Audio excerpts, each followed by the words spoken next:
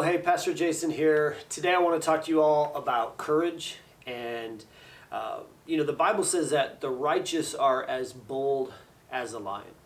And I think that Christians should be marked by a lot of different things. But one of those things that we should be marked by is that we are courageous. Courage is an interesting thing. I think that courage can be planting a church with just a couple friends together and saying, hey, we're going to plant this church together. It can also be as simple and as small as you taking a step in the right direction in your Christianity or in your business, with your health, in whatever area, right? It took courage to go to the moon. It also took courage for them to take the steps that were needed to eventually go to the moon. So courage can be this huge, big thing. And it can also be, you know what, I'm going to do this year. Courage is a New Year's resolution acted out, right? It's being willing to take small steps in life. So at Church in the Wild, courage could look like being willing to join Next Steps, being willing to join a group, being willing to tithe. It can also mean being willing to say, hey, I'm going to commit my life to serving Christ in these huge, massive ways. So it can mean a couple of different things. But I think that there's a couple things about courage that are pretty universal. And that is, number one, courage is always copied. It's always copied. So if you think about Elevation Church, Pastor Stephen Furtick in North Carolina, they have this unique name. They have this very unique logo. When you see their logo, you recognize that's Elevation Church. Now, it took courage for them to do that. It's not a logo like anybody else's. It's not a name like anyone else's at the time. And so it took courage for them to say, hey, this is who we are, and this is how we're going to look and how we're going to present ourselves. But now when you look around, what do you see? You see all these churches that have copied the Elevation logo, they've copied the Elevation name, and they've just tweaked it a little bit so they don't get in trouble legally, right? So instead of the 2 arrows pointing up, they have 1 or they have 3, and instead of elevation, they're elevate, or they're elevate life, or they're all these different things. Courage is copied. It took courage for the Elevation Church to say, hey, we're going to do something that no one else is doing, and we're going to make this who we are, and it's going to take courage to do that. I think of when we planted the church, Church in the Wild. Church in the Wild is a unique name. It kind of puts a target on your back. It's one of those names that everyone who sees it is going to talk about it. Could be good, could be bad. And we were talking to a designer at the time, and he was trying really hard to get us to kind of copy some looks that were already being done by other churches. And we kept saying, no, we want black and white, and we want this tree with the cross in it and a circle. That's what we want, because we want to be Church in the Wild. And the designer kept kind of pushing us towards like, hey, you should copy other creative people. And we were saying, Josh Kelly and I, we were on this 6-hour car ride, and we were on the phone, and we kept saying, no, we want this. This is what we want. We want to be courageous. We want a name that is unique. We want a look that is unique. We don't want to copy other people. We want to be courageous, because our heart's mission at Church in the Wild is that we are a courageous people, that we're people who have courage. And so we wanted that to be acted out through our name, through our logo, through our look, through everything. All of our DNA, we wanted to be courageous. And it takes courage, to do something creative like that and to do something different. We kind of put a target on our back with other people, giving them the opportunity to be very critical of us because of our name and our look. And I've heard everything imaginable about our name and our look. And I remember one time we were at an event, and there was a pastor of a Baptist church there, and he was like very upset at our name. And so he was kind of making fun of our name to some of the volunteers, and he probably didn't realize that I was hearing him or who I was. And so he started talking about like, oh, You guys are those churches that are trying to be cool. You're trying to have a cool name. You're trying to do this. And so I just stopped him and said, hey, there's really nothing cool about the gospel. The gospel's pretty offensive. Like, you're lost without Jesus is pretty offensive. And our church name is a gospel name. We're taking the gospel into the wild. We're taking the church into the wild. We're taking it out of the safe spaces that Christians have huddled in fear in for so long. And we're going into the wilderness with the gospel, and we're going to meet broken people where they are. And I began to talk to, and it took about, I was like on minute 12, and then he was like, okay, right? But it takes courage to do something creative. And when you do something creative, people around you see that, and they're going to copy it. And I think I'm okay with that. And I think we should be, as Christians, we should be okay with that. We should be willing to say, like, hey, I'm okay if you do what I've done. Now, I would love for people to be creative and courageous on their own and do their own stuff. But if you are courageous, you're going to have people who copy you. And I think the second thing about courage is that if you're courageous, you're going to have critics. If you don't have people saying, I don't like what you're doing, you're probably not doing enough. So you're going to have critics anytime that you try anything courageous.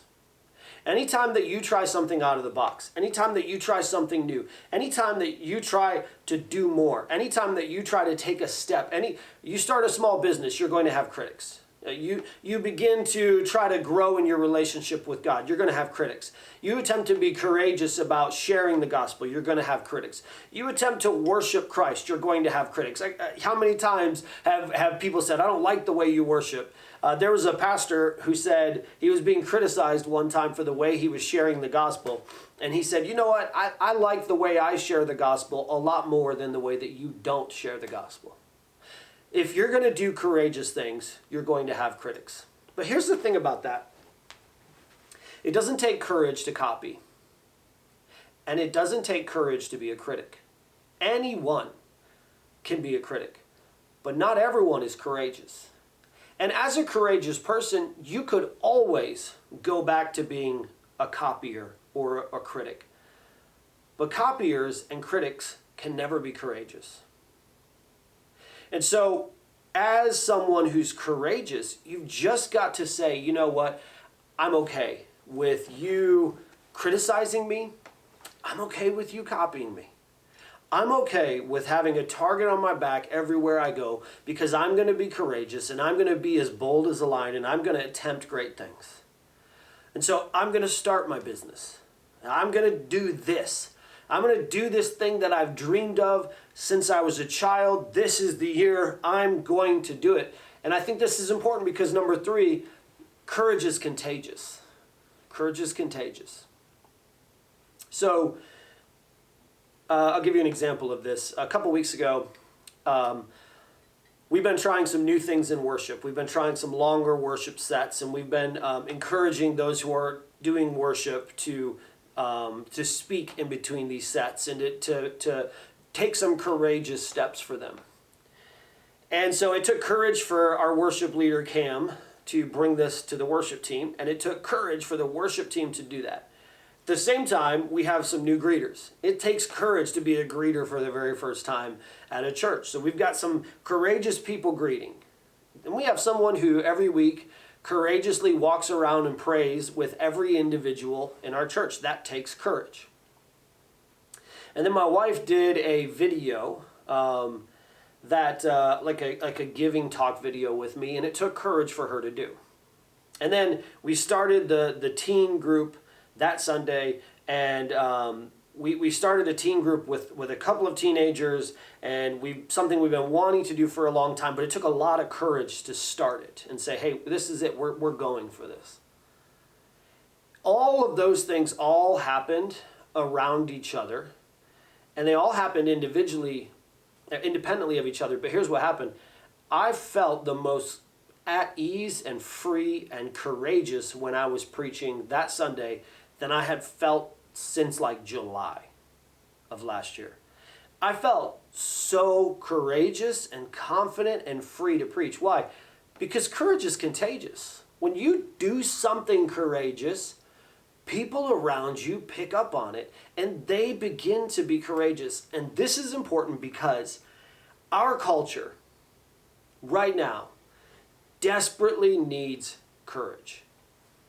They need Jesus. We could, as Christians, we could say our culture needs Jesus. We sing the song "World Needs Jesus." Yes, but our culture also desperately needs courage.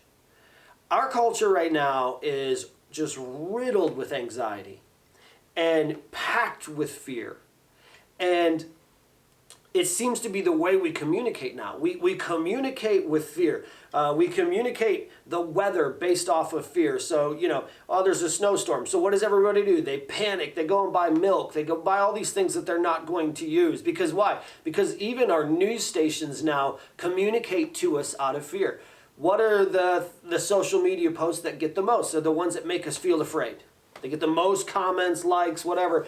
Our society right now is riddled with courage, and I think they need a courageous church to point them to Christ.